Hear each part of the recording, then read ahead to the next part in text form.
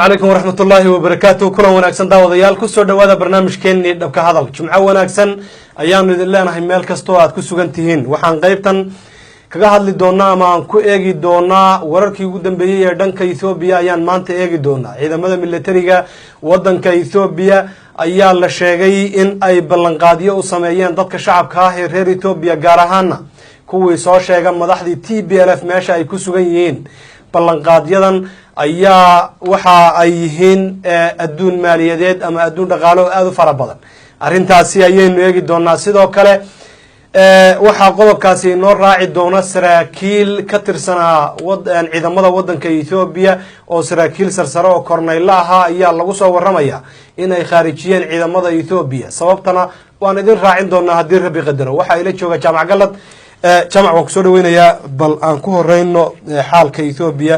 labadii bari ugu dambeysay waan ka nasanay oo Soomaaliya xaaladeedu karkaraysay baynu xaggeeda u yarjeedsanay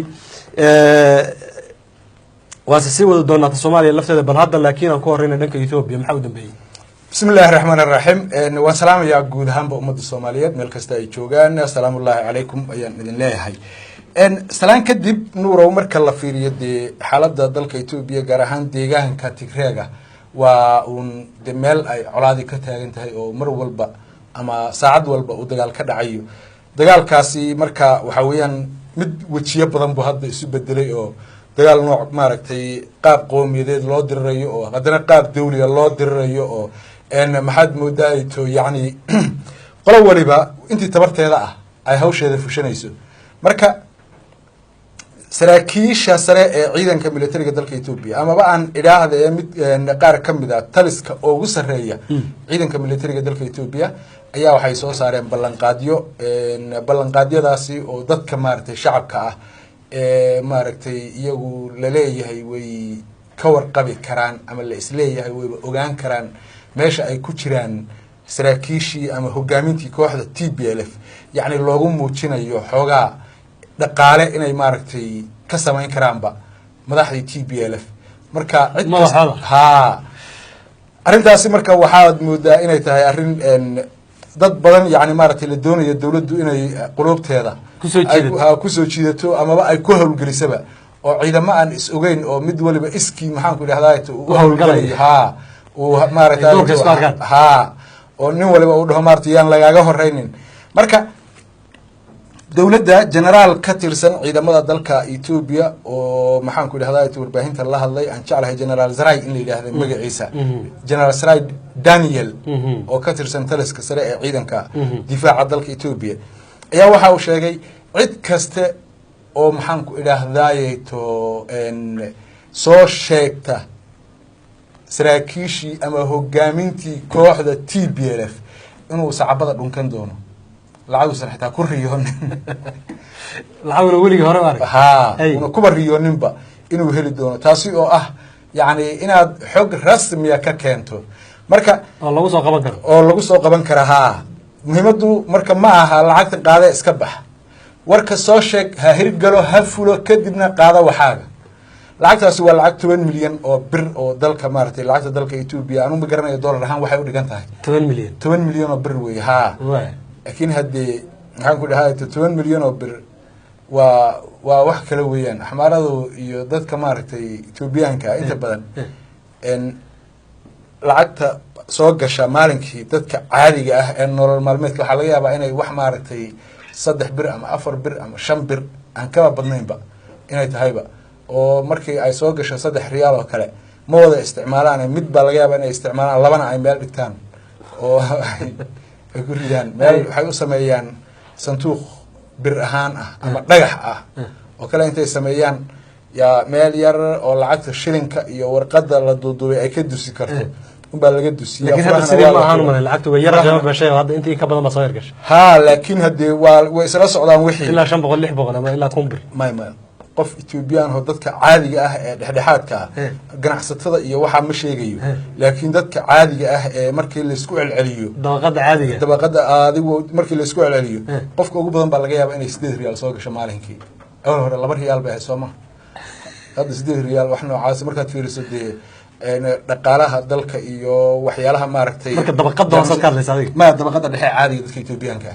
Ethiopiaanku ma lahaba dabaqad maartay hoose iyo dabaqad dhexe iyo dabaqad sare ma laha waa in yar oo wax haysata iyo milyaneera iyo intii kale oo digada weeyaan dabaqad ma sii kala laha haddii ay kala leeyihiinna waa dadka dukaamada iyo waxyaalaha noocaasa haysta laakiin dadka Ethiopiaanka boqolkiiba 75 waa shaqo la'aan horta intooda badan wax shaqo oo saas ma haystaan dadka wax haystana marka la fiiriyo dalka Ethiopia waxay noqonayaan boqolkiiba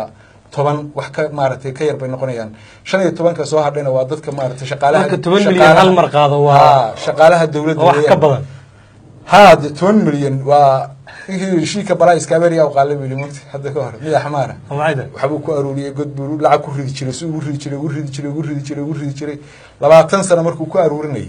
yimaankii dambe meeshii jabiyay bahashii jabiyay furahana musqul baa lagu ridaa ama waa la tuuraa waa la jabiyaa markii la jabiyay lacagtii la soo bixiyay waa la tiriyay boqol si loo wada kumbay gaadhay de waligiiba kumbay lacagtaadu gaadhina isma lahayn kun markii gaadho wuxuu arkay lacag kale oo wali meeshii taalo oo in la tiriyo u baahan iyaduna iska celiyay yiri kun wixii ka badan Ilaahay baa garanayaan hawl noo taalada ma aha way ka gudubtay wixii bilaadanku ama xadkii bilaadanku yaqaanayba mar hadday 1 riyaal gaadhay dadka markii noocaas ahaa maxaan ku idhaahdaa waxoodu 1 hadday gaadho maartay waa xadkii bilaadanka way ka baxay taagnaa ya hadii xogaa isbedel yimidna waa adigu milyan oo moogta markay ugu badato ama 100,000 ba iska dhe waa milyan hadday gaadho waa xadkii bilaadanku yaqaanay waa ka baxday way ka baxday ha 10 milyan si ay u bixin baan ka warqabin laakiin ay marka 10 milyan in ay dawladdu maaragtay ay bixinayso ballan qaaday ha qofkii soo sheega maxaan ku idhaahdaa nimanka meesha jooga waa inay garantii noqoto laakiin hal ma laga yaabo boqolkii kun ee madaxweyne farmaajo ballan qaaday qofkii qarax soo sheegay inay la mid noqoto waa iska tiyo kale Ethiopia hatta 100,000 ba sheegay 10,000 hatta ma bixinayso dadka baa lagu waalahayaa mooyaane oo dad baa shaqo loo yeelayaa oo maaragtay waa qayb kamid ah mashaariicda la fulinayo yey kamid tahay yani 10 milyan baa la siini qof kasto Ethiopiaana uu og yahay 10 milyan inay dawladda bixinaynin ilaahu ma 10,000 bixiyaan hadiiba waxun xog ah la soo sheego marka muhiimadda waxay tahay in dadka la hawl geliyo la sii jeediyo qoladii TPLF-na ay ruuc iyo argagax ku noqoto oo cir iyo dhul meel laba ay qaban waayaan oo nin waliba ninka la socdo uu ka shakiyo kuwa kula socda mudii hore dhaarmu 10 ku dhaafsadaa inkaarmu 10 boqol baa ku filan bay iskartan waardiyaha duu mid ayr dhaho waxaan aadayaa banaanka oo aan maartay soo xaajeysan oo inta labada kale iska bixiyo oo big dhaho waa balaayo adduun moogta 10 milyan doon 10 milyan 10 milyan ma waa iska adigu 100,000 oo ayr waa iyagina waxay u tahay walbahaar iyo walaac way u tahay cid is aaminaysa iyo cid maxaan ku idhaahdaa kalsooni lagu qabahayo ma jirto mar hadii lacag la sheego sababtoo ah ninkan muxuu ku hayaan buu isdhihi ku daba rafaaday oo dhimatay oo daashay dad inta ay isdhiibtay nimankii waa kuwana lacagteedina istiya kadibna waxaan ku idhaahdaa meelaha Afrikada bari iska aado ha ama xagga iyo Nairobi aad ama xagga iyo maxaan ku idhaahdaa Soomaaliya aad laba meelood baa yar maartay ها يوم ما لو ميلاد la tagi karo Soomaaliya meel kale bariga Afrika oo la tagi karo qof bini aadan ku noolaan kara waa iska yar waa Djibouti waxa soo raaca Soomaaliya marka alaayati xaal arintaasi kulli waa arin ka soo yeedhay militariga dalka Ethiopia oo ay ballan qaad ugu sameynayaan cid kaste oo soo sheegta in maxaan ku idhaahdaa madaxdii kooxda TPLF hogaamintoodii meesha ay ku sugan yihiin ama xog lagu soo diri kara ama xog lagu soo qaban kara cid allaaliga cidii keenta lacagta 10 milyan ay leedahay marka taasina de kulli waynu arkaynaa sida ay u dhaqan gashay iyo bal maartay waxa ka suurooba inkasta oo maartay dadkan Tigreega qadiyada iyo maartay dhaqaalaha inta badan qadiyada ay kaga wan yihiin oo hadduu 10 milyan qaato xitaa meel ma sii haysan karaba kuma noolaan karaba Ethiopia kuma noolaan karaba hadduu 10 milyan qaato 10 milyan hadduu qaato qof Tigreega hadda Ethiopia kuma dhex noolaan karo way ma fududahay markii laga yimaado bal kuwa iyaga la socday shakiga ku kala dhici kara markii laga yimaado dad kale oo shacab iska caadi ah oo aan TPLF ka tirsanayn oo intay soo indheeyaan nimankii meel ku soo ogaan kara oo soo sheegi kara oo xogtooda lagu hawlgali karo oo lagu soo qaban karo ma dhici kartaa aslan waa suuragal laakiin hadii arintani waxay abuuraysaa kala fogaansho iyo shaki iyo wax daran bay abuuraysaa nimankii madaxda hadii xitaa ay kuwa la joogo ku kalsoon yihiin waa inay ka dheeraadaan meelaha dadka caadiga ah ay maaragtay ay joogaan ee ay xogtooda ka gudbin karaan sababtoo dadkan caadiga ah haddii aadan maaragtay xitaa ama aysan kusoo sheeginba waxaa halis dad baa kusoo dhex dhuumanaya eheladii iyo qaraabadii oo magaalada intay ka yimaadaan dhihi waxaan raadinayay maxaan ku dameer iga lumay baan raadinayay iyagu geel iyo ma laha moogtay aritoone dameer iyo wax noocaas ay leeyihiin ha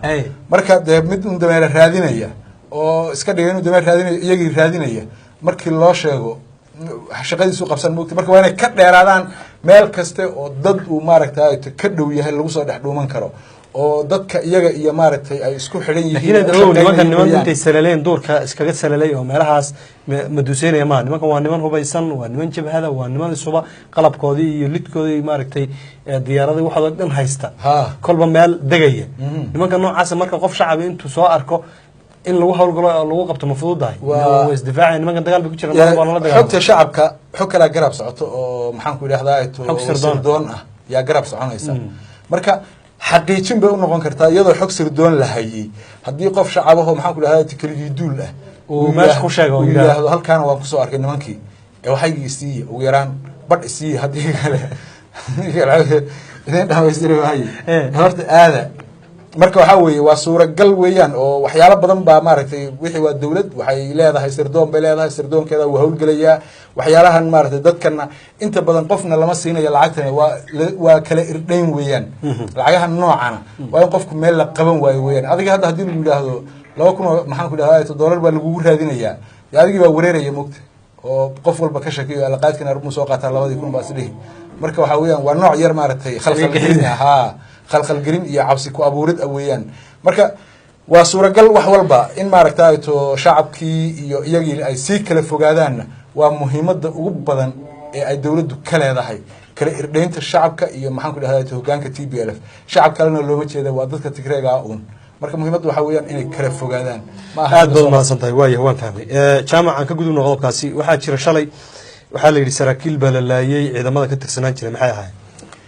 أني هرت سراكيشني وحياة سراكيشي كبحصدي أما قيبت كأها عيدا ماذي محن كل هذا يتم لترجع ذلك إثيوبيا يجوا وين رئيس صاحب بلد سراكيشي هو جامني قيب كم ذا وين بالليل كوا مركب وسراكيل تكراه وحي قيب كأها ين محن كل هذا يتو إن هول قلكي أي تكراه وكوق بصدين حردي